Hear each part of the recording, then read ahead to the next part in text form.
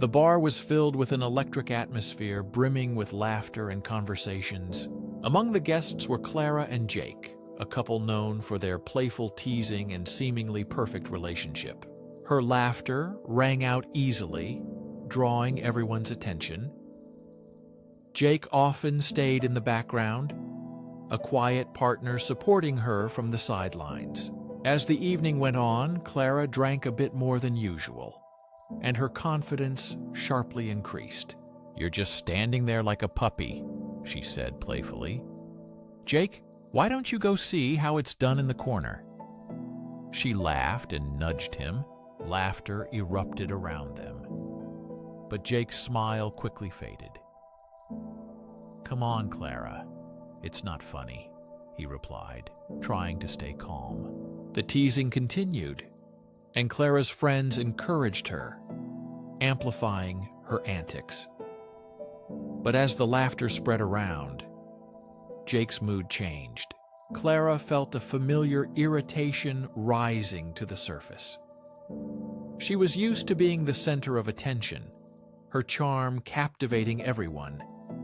But today, everything seemed different. The way she mocked him, even in gestures, struck him deeply inside. He felt his cheeks burning with shame and anger at the same time. "Why do you always make fun of me?" he muttered. But Clara just laughed, her eyes sparkling with mischief. The night went on, but Jake found it increasingly difficult to shake off the feeling of humiliation.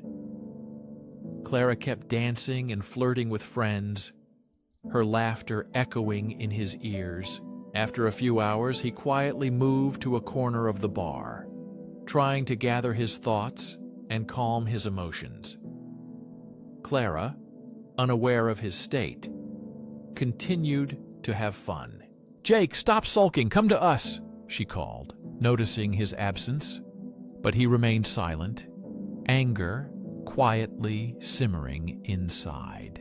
When he finally returned, Clara was engrossed in conversation with friends.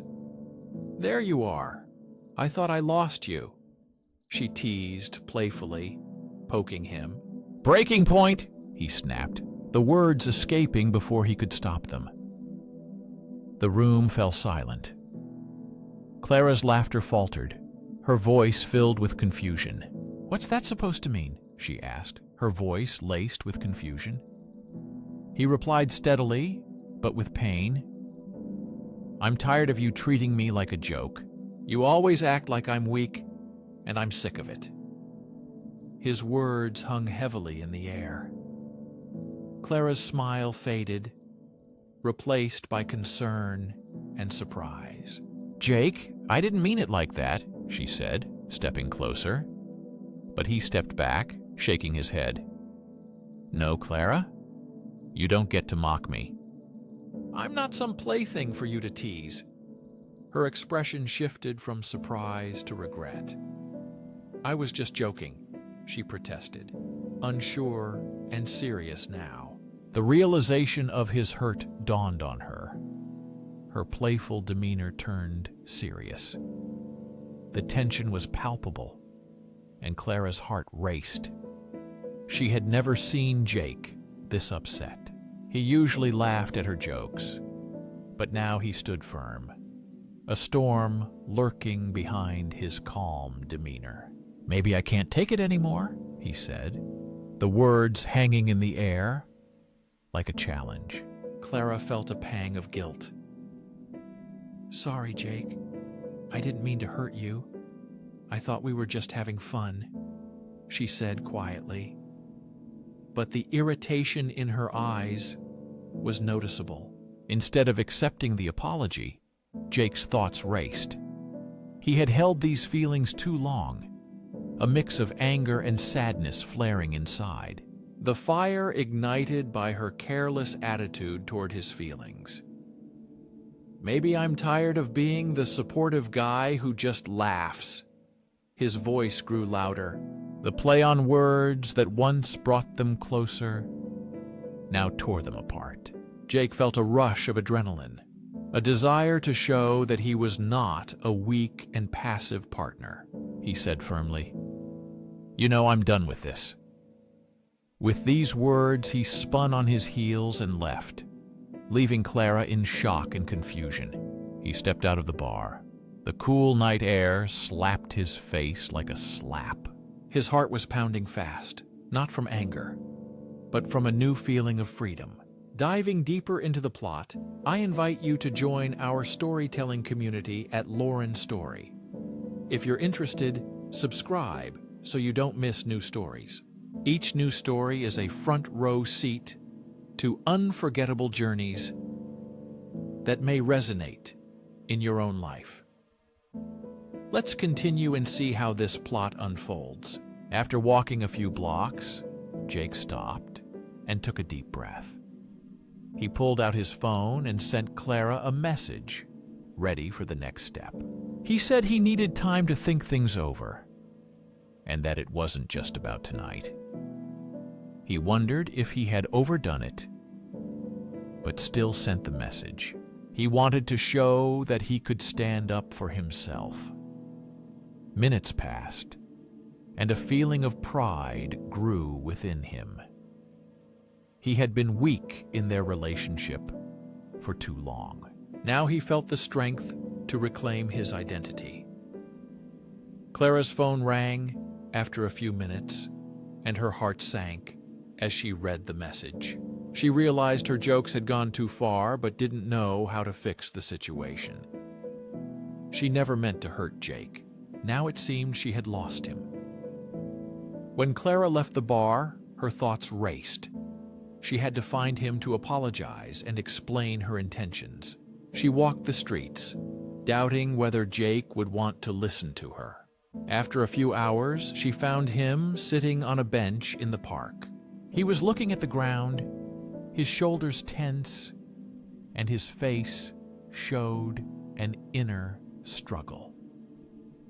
"Jake," she called softly. Approaching him, he looked up, his face unreadable. "Clara, he began, but she interrupted him, kneeling beside him. "No, let me speak," she said. "Sorry for what I said. I didn't mean for you to feel weak. I thought we were just joking." Her voice trembled with vulnerability. Jake sighed, running his hand through his hair. "It hurts, Clara.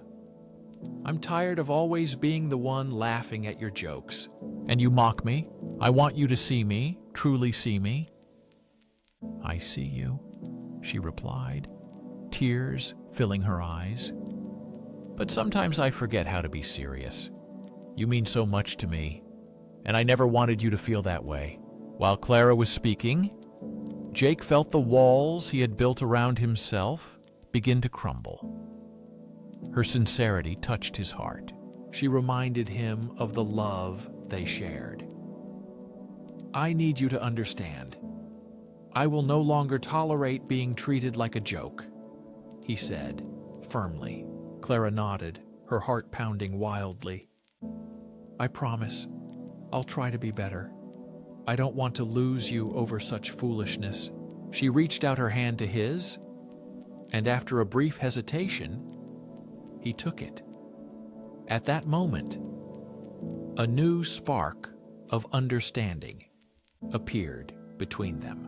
At that very moment, they both realized the importance of communication and vulnerability in relationships. The game, which seemed harmless, revealed deeper issues that needed to be addressed. This was a turning point, a reminder that love requires both laughter and respect. Clara rested her head on Jake's shoulder, their hands intertwined. "Let's promise to always talk about our feelings, even if it's uncomfortable," whispered Clara. Jake nodded, feeling the warmth of her presence beside him. "I want us to grow together, not apart," said Jake. At that moment, they knew. They had weathered the storm together and grown stronger. Their love was renewed through trials of misunderstanding and pain. They realized that true strength lies not only in laughter, but also in overcoming difficulties together. Thank you for being with me on this journey through the complexities of human relationships.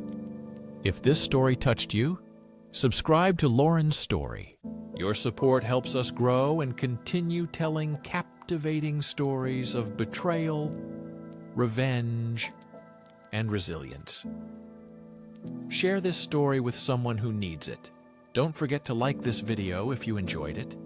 And together, let's continue exploring powerful stories that unite us all. Let's keep uncovering thrilling tales together that connect people, building bridges of understanding and inspiration among us.